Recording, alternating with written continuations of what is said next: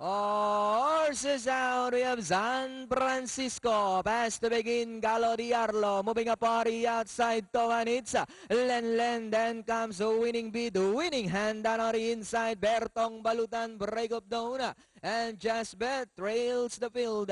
Into the turn they gallop. We have Galo Diarlo in the middle. San Francisco is down on the inside. Winning beat now moving up party outside to take second. 3 lengths away in port. Len. Towanitz alongside and followed by winning hand. Just Bet break up down and down on the inside is Bertong Balutan. They swing into the back. And it's still Galo Diarlo followed by winning bid. Towanitz moving up party outside. Len in the middle. San Francisco.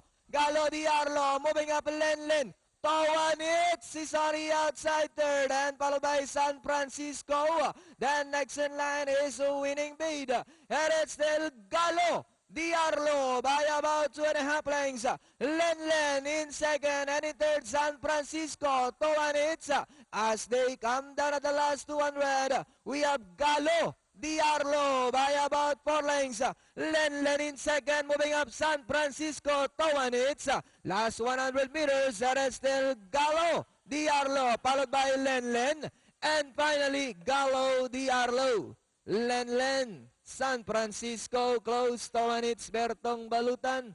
Then comes Just Bet. Yan.